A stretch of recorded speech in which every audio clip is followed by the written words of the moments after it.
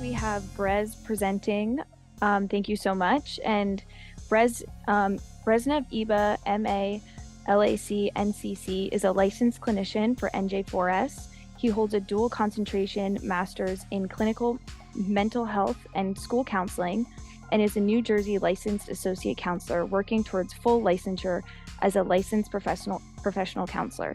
Brezhnev is also a certified member of the National Board of Certified Counselors, the NBCC, NJ Certified School Counselor, and Certificate Eligible Student Assistance Coordinator.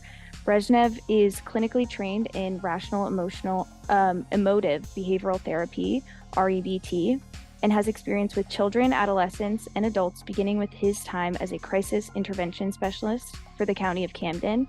He also served as an outpatient therapist in both community mental health settings, as well as early intervention support services for the County of Camden. Brezhnev also has experience in higher education as both a student mental health counselor and academic advisor at the community college level. Brez was a scholarship athlete at Temple University, where he played football for the Owls. Immediately following, he played several years in the Arena Football League and coached on the college and high school levels before returning to graduate school to obtain a master's degree and certifications. He considers himself a true hip-hop and house music head, but a lover of all genres of music. Thank you so much, Brez, and we'll get started. Thank you for that. Thank you, everyone, for joining me on this afternoon fireside chat here today. So let me share my screen so we can jump right into things. Okay, so this is the third installment of the winter series, right? And everything is thematic. It's themed around trauma. If you were around for the first one, Monica kicked it off. She did a fantastic job talking about trauma by and large. She mentioned several aspects and elements. One that I want to pull from, she briefly mentioned racialized trauma, right? So there's racialized trauma, there's environmental trauma. Then we cascaded it down when Shayla came in the picture, and Shayla spoke about ACEs. So ACEs affects a particular population, which is, we have a vested interest in, because the NJ4S Union Hub serves grades 6 through 12. So that's the age group. So I want to kind of like laser focus it a little more. Trauma, we cascaded down to children and adolescents, and then Black youth, Black children and adolescents in these underserved areas, because again, not only do I have a vested interest in them, do we have a vested interest in them, but NJ4S will serve underserved populations in high need areas. So the understanding and the familiarity is going to be key for us. All right, so first, what are social determinants of health, right? So social determinants of health, as defined by the World Health Organization, are the non-medical factors, to put it short, that influence health outcomes. It could be positively or negatively. So they give you some examples here. It's where people are born, where they grow, where they work, where they live, age. And we want to pay particular attention to the wider set of forces, right? And the systems shaping conditions in daily life. What are these wider set of forces? Economic policies and systems, development agendas, social norms, social policies and norms. All right, so they continue on and they talk a little more, right? So the World Health Organization is addressing this from a global perspective. We're going to concentrate it down in a few slides. So they have an important influence on health inequities, right? The unfair and avoidable differences in health status seen within and between countries. So as we can see, right, no surprise there, the lower the socioeconomic position, the worse the health. So here they provide several examples: income and social protection, education, unemployment and job insecurity, working life conditions, food insecurity, housing, basic amenities in the environment, early childhood development, which is going to be key, social inclusion and non-discrimination, structural conflict, access to affordable health services of decent quality. So that's the WHO's definition. So now here is the Health and Human Services definition, which I like. I like both of them for different reasons. So they pretty much stress environment as well, but they break it down into 5 domains, right? So the 5 domains that are listed here are economic stability, education access and quality, healthcare access and quality, neighborhood and built environment, and social community and context. So now what we want to do is we want to associate these 2 things. So you have these wider set of forces, development agendas, economic policies, and so forth and so on. How does it affect these 5 domains, which in turn affect Black youth, why they're overrepresented in these health inequities and these disparities, all right?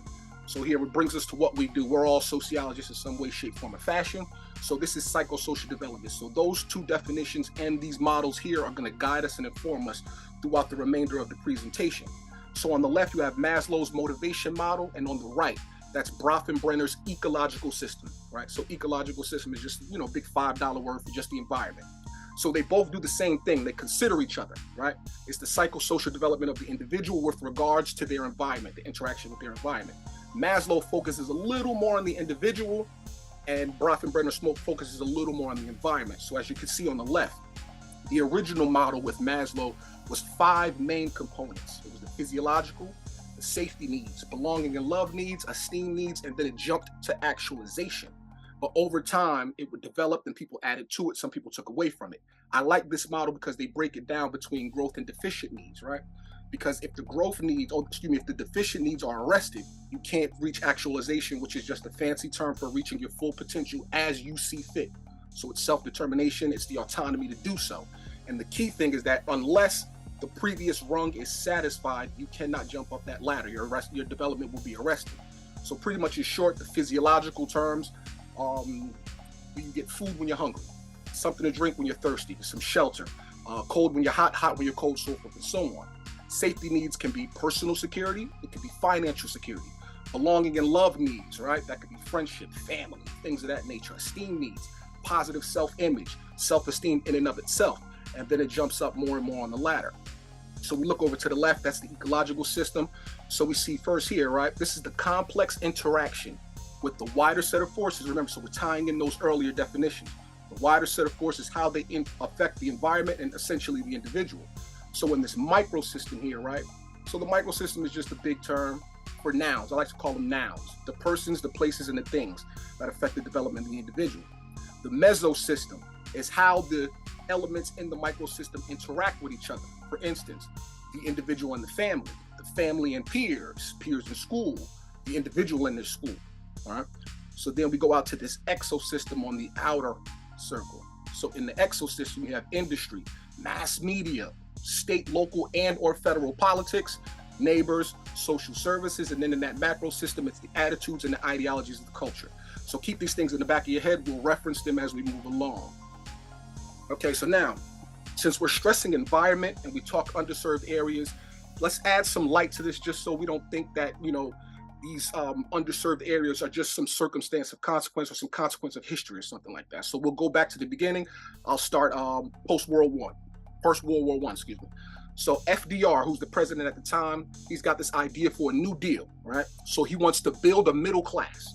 So he forms the Federal Housing Authority and the Homeowners Loan Corporation.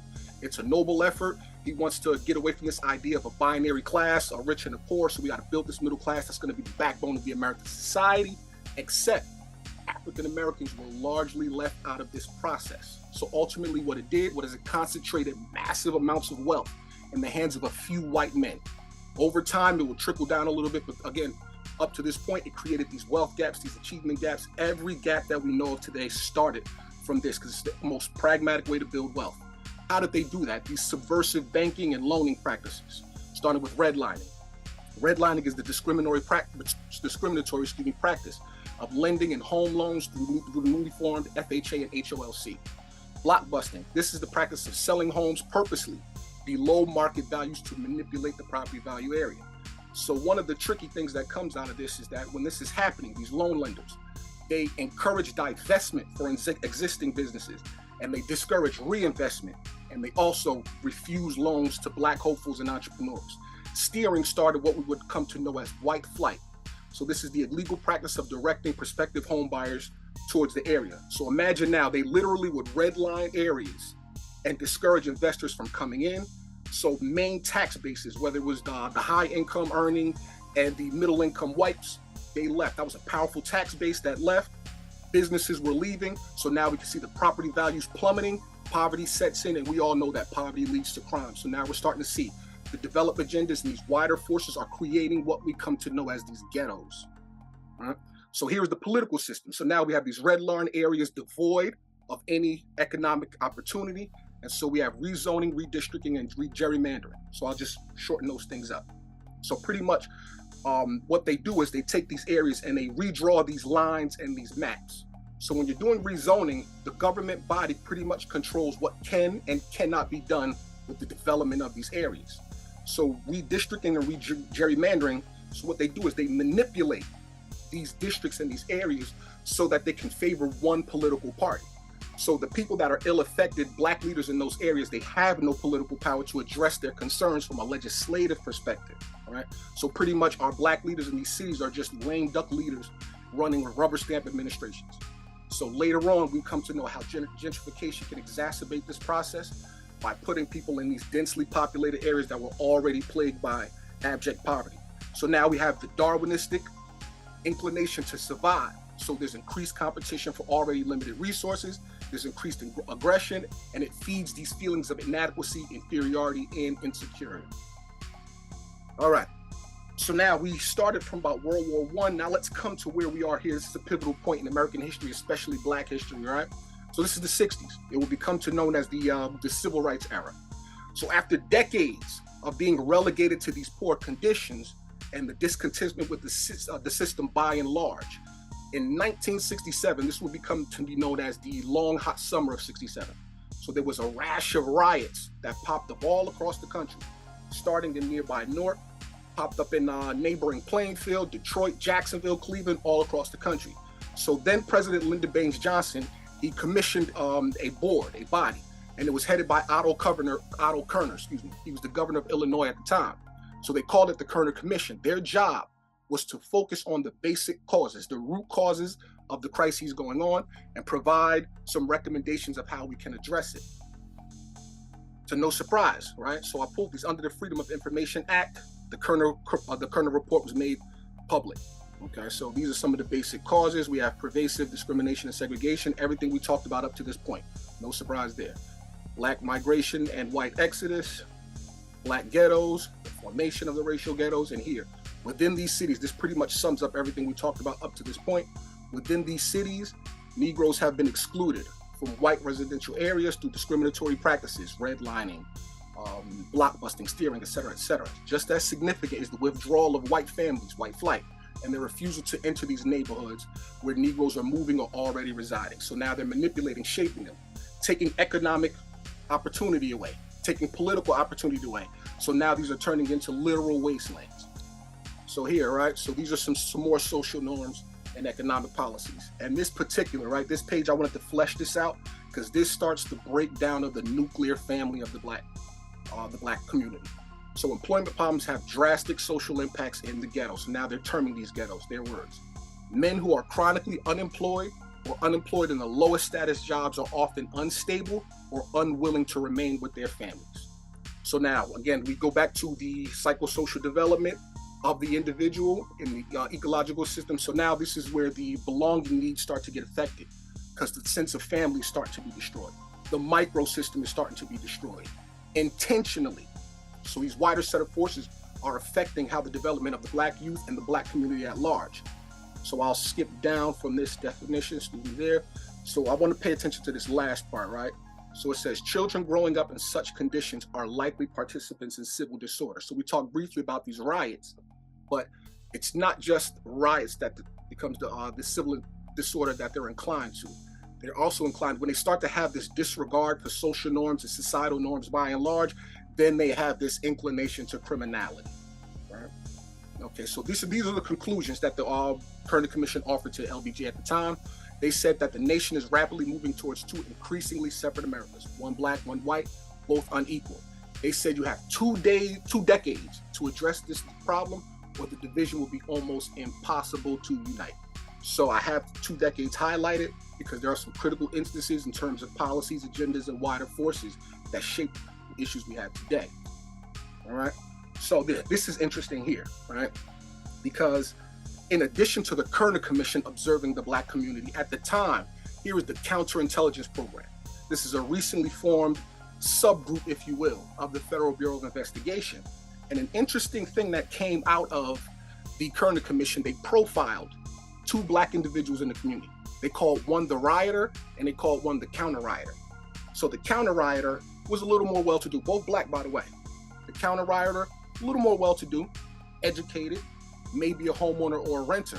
So they would not participate in the riots or even try to stop them because they had a stake in the system.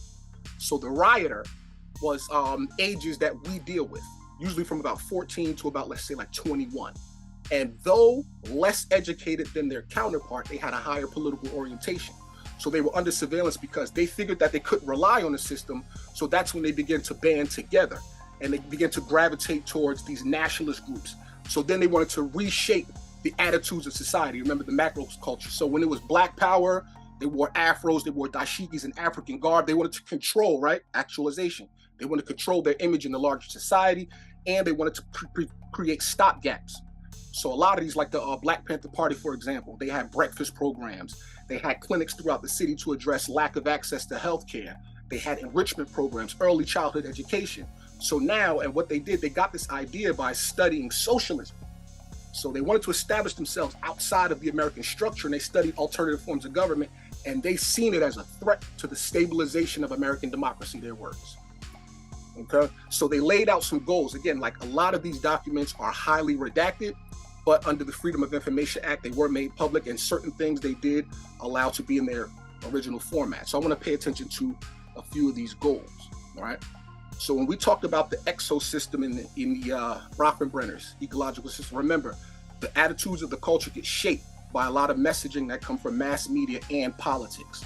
So when you see words like militant and nationalist, these are code words, right? Because if you can shame the image in the eyes of larger society, you can do whatever it is you want with them. So listen to some of this language, even though it's coded. Prevent the coalition of the militant Black nationalist groups. In unity, there is strength. So they want to break up the unity of the Black community, right?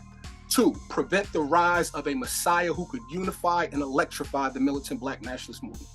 So there's some names in there. Malcolm X, who was a part of the Nation of Islam at the time. That's one of those groups that provided programs in the community. Martin Luther King, Stokely Carmichael, who was a part of the Black Panther Party. And you look at item number 4, they wanted to prevent these militant Black national groups from gaining respectability. So now here's where you start this smear campaign to change the image in the eyes of the dominant culture. And when Blacks have to grow up in a society in which they're looked at a certain way, it affects the esteem needs on Maslow's hierarchy. So we look on the right, a series of assassinations. You got Medgar Evers in 63, Malcolm X in 65, Martin Luther King in 68. Stokely Carmichael found out he was under surveillance. He sought exile in Ghana and remained there until his death in about 1995, I believe it was. Fred Hampton in 69, George Jackson in 61. So now they successfully started to break up these groups and get rid of these leaders. Now, from a sociological perspective, the reason why this was critical, we're dealing again with school-age kids. And when we talk about the development of the frontal lobe, it's not fully developed. So the cognition isn't there. So a lot of behaviorists agree that the best way to condition the behavior of young individuals are social models. So in destroying these groups and taking these leaders away, now strong Black role models are being taken out of the community. The only thing left are the ones who turn to crime, the pimps, the hustlers. Fast forward time, the gangster rappers. In the 70s, you had blaxploitation films with pimps, so forth and so much. So now the ecological system is being manipulated. Every time there's progress, there's a few steps back. And let me show you this here. This is an interesting document here because a lot of this can sound pretty conspiratorial. So I have a hyperlink here. So what we have here, this was a top aide in the Nixon campaign in 68. So again, this is going on. It was about from 56. It got dissolved in 71. So I highlighted some key statements here. So this was in his last days. He did an interview with Harper's Magazine. The editor, his name was Dan Brahman, and he released it. And he said he worked under Nixon. He said we had 2 enemies. And this is a reputable source, CNN Politics. We had 2 enemies, the anti-war left and Black people. We knew we couldn't make it illegal to be either against the war or Black, but by getting the public to associate the hippies with marijuana and Blacks with heroin and criminalizing them both heavily, we could disrupt those communities. We could arrest their leaders, right? Get rid of those strong male figures, raid their homes, break up their meetings, get rid of these nationalist groups, and vilify them night after night on the evening news. So again, let's think about the exosystem, politics and mass media, and how they shape the ideas of the culture. So now again, if you're a Black youth who has to grow up in this environment, your esteem needs to take a hit every night on the evening news. Okay, let's jump ahead. Now, remember, they said 2 decades. So here we are 2 decades later. It's the 80s, right? And so they said if you fail to mainstream Black America, it will be impossible to unite them. So you see that, we'll talk about that cover in a second, Reagan's secret dealings with Iran. So here, right, if you're around my age, you understand Reaganomics, or they called it trickle-down economics. That's where this came out from. So pretty much it resulted in a huge shift in the way the federal budget would allocate its resources. You got a significant boost in military spending, tax breaks for the rich, and then check this out here, right?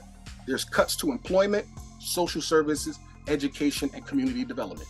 Those are the 5 domains we talked about in the beginning. So against the recommendations of the Kerner Commission, they took another blow and another hit to the 5 domains that represent the social determinants of health for the positive or negative outcomes, in this case, for Black youth. Right? So you have a nation at risk.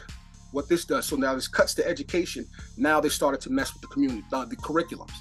So what this did, pretty much, it changed the country's attitude towards education, and it switched to the accountability method, which was an emphasis on standardized testing. In addition to that, they had these blanket education approaches that in the future we see that they failed. Common Core, No Child Left Behind, et cetera, et cetera. And so this last one, this is pretty much is the one, for those who, again, around my age who grew up in these communities, we know that this was pretty much the one that broke the back of the Black community, and it was the Iran-Contra affair, right? So let me spend a little bit of time on that. I'll jump to the next slide. So just to give a little bit of background quickly. So there was a conflict going on in Nicaragua because they were suffering from the same conditions that Black America was. So then there was an overthrow, right? And so there was an overthrow by Manuel Noriega and the Sandinista Liberation Party at the time. So Russia gave them backing. So the US was alarmed by this, and they felt communism was a little too close to their borders. So they engaged in this illegal war against Congress's wishes. So Congress cut off any funding, any aid to this illegal war. They went behind the back of Congress and began to sell arms to Iran. In addition to selling arms, when they were funding these Contra rebels, they had knowledge that a lot of these Contra rebels, they themselves were either big-time cocaine traffickers or they had relationships with cartels. So they would purchase metric tons of cocaine and send them through the coastal cities in the United States, and it spread through all the inner cities, and that's what started the crack epidemic. So again, that sounds conspiratorial. That's why I want to at least give a brief overview of this, and I won't go too deep. So this is the, again, Freedom of Information Act makes all of this public. So this is when Oliver North, who at the time was a top aide in the Reagan administration in the National Security Council, and he headed up those operations. So a lot of his reports, he either burned them or tore them, got rid of them, but what they were able to get their hands on, they got court documents, affidavits, and you see a lot of these subheadings. Knowledge of drug trafficking in the Contras. So again, tearing up communities, tearing up the inner cities, flooding them with crack cocaine to fund this war in the Contras. So now, again, so while this is all going on, instead of taking a restorative or rehabilitative approach, they chose a punitive approach. So now crack is flooding inner cities. And again, we mentioned earlier this Darwinian innate to survive, right? So if there's limited economic opportunity, there's crime in the area, there's one or two things you're going to do when crack floods your area. You're either going to use it to escape your reality, or you're going to use it to bankroll your reality and try to get out of there. So there was a lot of drug activity, so they said, this is what we're going to do. We're going to pass a series of law and crack down on it. The problem is that it disproportionately affected Blacks, right? One of the main initiatives that came out of there was the 5 to 500. So again, so a gram of crack around that time was about $5, and a gram of cocaine was about $100. So they were using that in the Hollywood Hills. We know that's not a poor drug. So poor people were getting penalized for 1 gram versus a rich person getting penalized for 100. So anything less than 100 was simple possession. But if you had up to 5 grams of crack cocaine, you got a mandatory minimum. And mandatory minimums were dangerous because A, they took discretion away from state and local judges, so they can't consider your circumstances or your history. And it started this turnkey operation with regards to how the country approached criminalization and crime and punishment. Okay. So here we have, let's skip across to the 94 crime bill. So still we're hammering these communities, we're hammering these male figures in the community. So this is a series of administrations. We go from Nixon, we go from Reagan, we go from H.W. Bush. Now we have Bill Clinton. So Bill Clinton wants to get from out of the shadow of LBJ, because at the time politically, they seen him like the political version of Oprah. Social programs here, social programs for you, social programs for you. So they said in order for us to swing the social climate back to the left, we got to get tough on crime as well. So again, they disregarded a punitive, a rehabilitative approach, and they went punitive. So here are a series of laws that were draconian in nature and would prove to establish this mass incarceration problem. But again, in order to do that, you have to sell it. So, sorry. So I'm going to pay, at the time, this was Joe Biden we're about to hear from. At the time, he was a senator. What I want you to pay attention to in this one is the messaging that we're using to sell it. So again, it's the local politics, the mass media, and the attitudes of the society. Thumbs up if you can hear it. Take back the streets. It doesn't matter.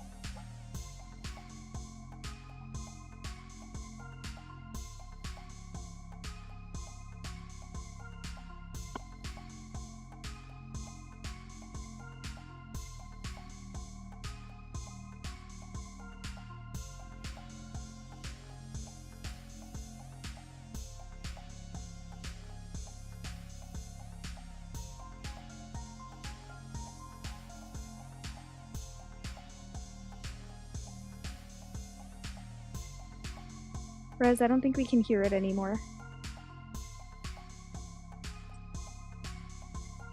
What made them do this? They must be taken off the street. That's number one.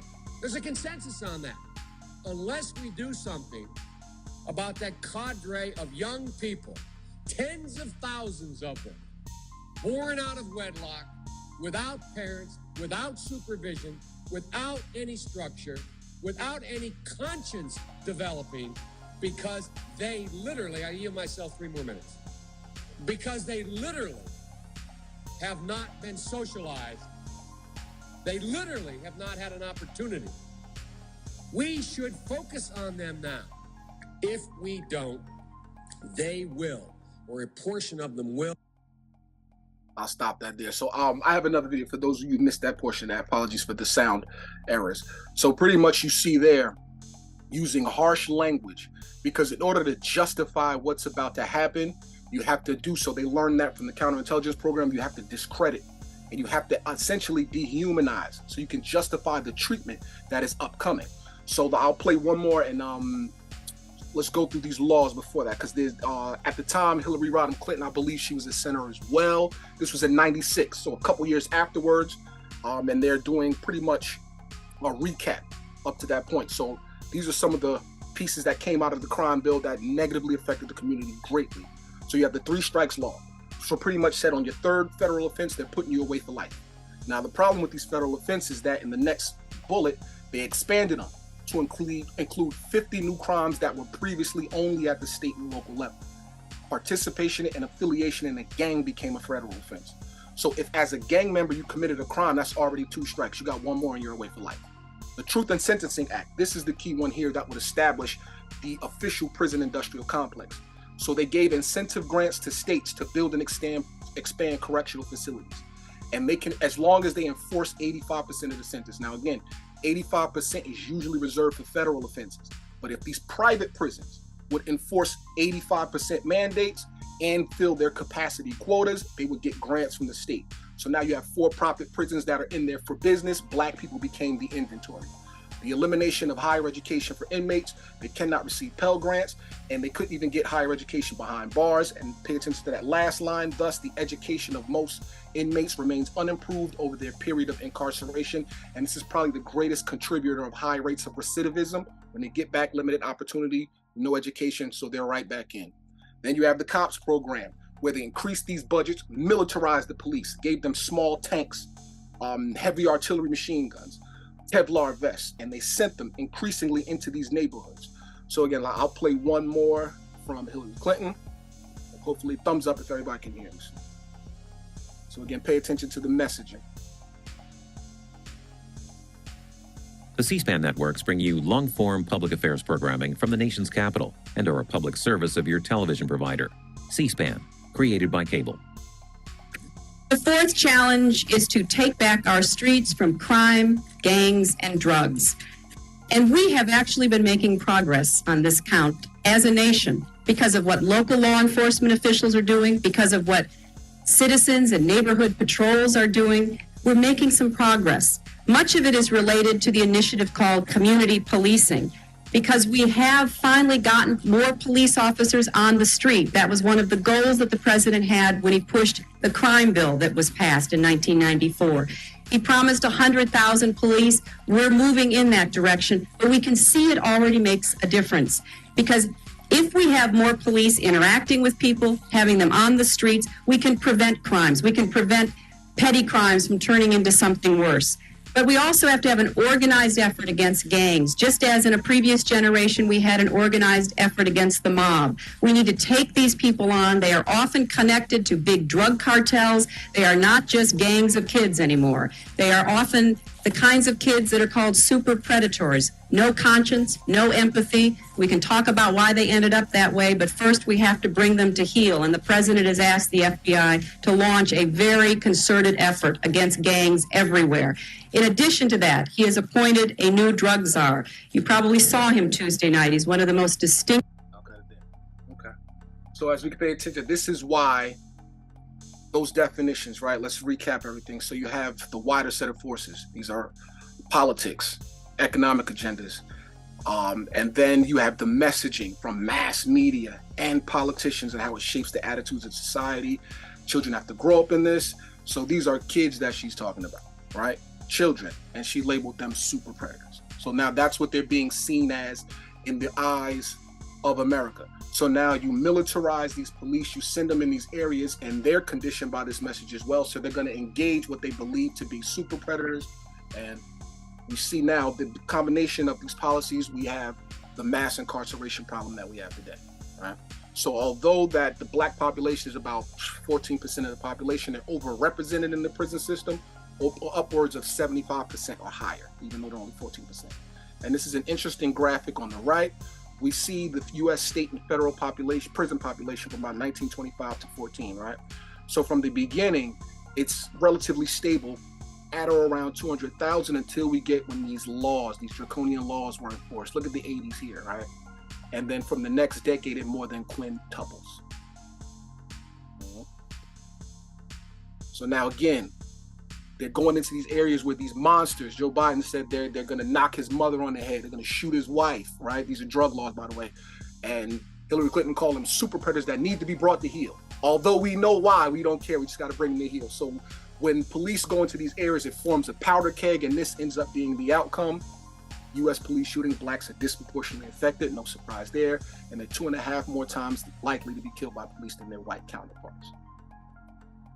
And then, so another extension of these social policies, norms, the economic policies. So from the beginning, we've seen what poverty does to the breakdown of the nuclear family unit, what being targeted by the government does, these crime bills. So now the father is almost non-existent. The black positive role model, male role models, almost non-existent in the community. And what happens now? Nearly half of black children under the age of 18 are living with a solo mother, nearly 50%. And the average income that solo mother gets a year is about $5,200 per year. And so now here's where the trick comes with the social services. They pretty much crystallize this phenomenon because there are social services that come with strings attached. For instance, in order to get rental assistance, you cannot have a male present in the home. So cohabitation is not, you cannot do that. And a lot of times too, like when we talk about behavior modification, we mentioned that earlier. There's a guy by the name of B.F. Skinner. He talked about operant conditioning on scheduled intervals. So if you know you're going to get some sort of reward on the 1st and the 15th of every month, you're likely to change and start to fend for yourself. Okay, so how does it affect school? Now let's get into the school since that's going to be our target population. I'll read off a couple of statistics, then we'll add some color to it. Right? So the black population by and large in the United States makes up roughly 14.2% of the total population. 19.5 are at or below the poverty line compared to 8% of their counterparts. 50% of total black student population is eligible for free or reduced lunch. 15% of total black student population are reading proficient by the 4th grade. So that means that it only jumps at 2% by the time they get to the 12th grade. But what that means is that nearly 85% of school-age black youth will spend the rest of their educational lifespan as functional adults. 53.6% of the total black student population will graduate on time. Now we have what they call dropout factors, right? So to paint a little bit, add some color to that. Remember, let's go back to the beginning. They redlined these areas, concentrated them with poverty, businesses started leaving, tax bases started leaving. So a lot of us do know that the primary funder of schools is property values, property taxes. So if you have these low or non-existent property taxes, there's nothing going to the school. And if businesses do come into the area, there are these subversive deals that they make with local government called pilot programs, right? That's PILOT, payments in lieu of taxes. So what they do, they make hundreds of millions of dollars per quarter, per annum, and they give a portion of that to the municipality to delve out on their own, but they do not pay into the property tax base.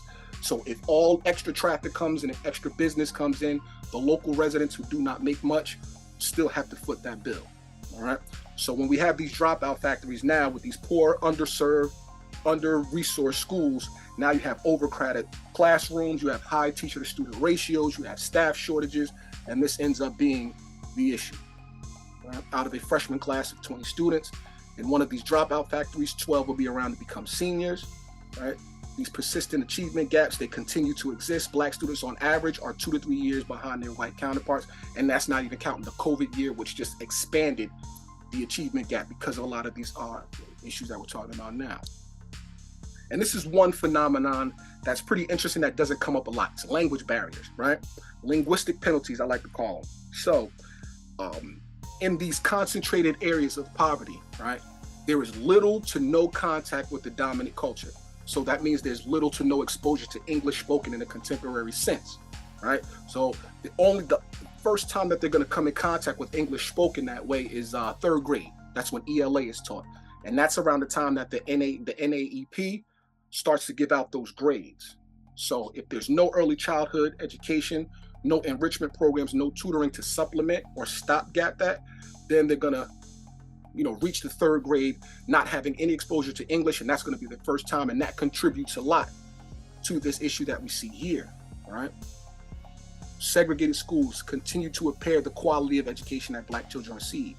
Due to unresolved opportunity gaps, the low literacy rates of Black children, and the disparity in academic achievement between Black and white children remain pressing issues for school reformers. These linguistic barriers presented by children who speak African-American vernacular English, is what they call it, is the primary driver of low literacy rates among Black children. Access to early childhood education is a critical component of a fair and equitable system, which they do not receive. And let's take a peek at this graphic here on the right.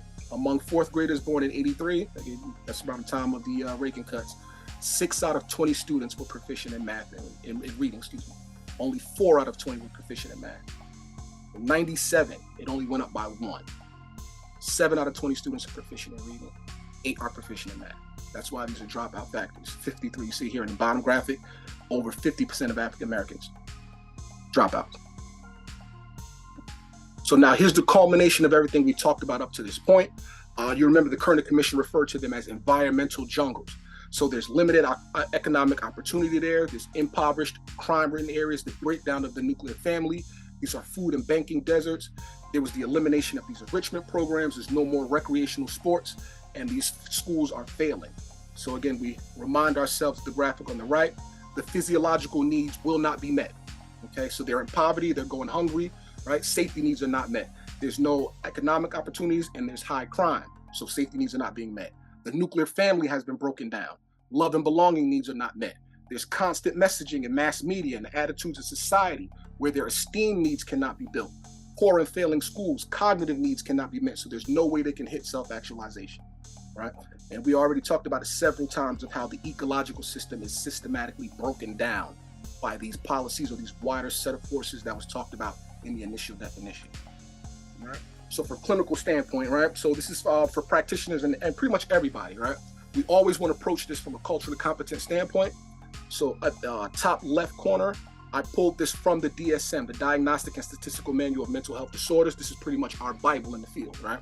So a lot of times conduct disorder is misapplied because the presentation is always going to be externalized. The increased agitation, the irritability, the aggression, the fighting, and things of that nature. So a lot of times the conduct disorder label gets misapplied. So here is being culturally competent, right? So it says that individuals where these patterns of disruptive behavior are viewed as near normative, very threatening high crime areas. So that's always to be considered.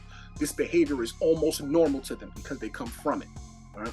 And so last week, Shayla talked about ACEs, right? And she talked about how it affects the autonomic nervous system. I want to talk a little bit about brain development. Remember in the initial slide, I talked about how their frontal lobe is still developing, but that constant and repeated and chronic exposure to traumas, it inhibits that development between the prefrontal cortex and the amygdala, right? So the frontal lobe is responsible for all the executive functioning, the cognitive, the reasoning skills, the analytical skills, so forth and so on. The amygdala is responsible for the emotional, right? The emotional center of the brain, mainly the fear response. So once they're constantly exposed to these ACEs, the fear, they're gonna have a reduced fear response.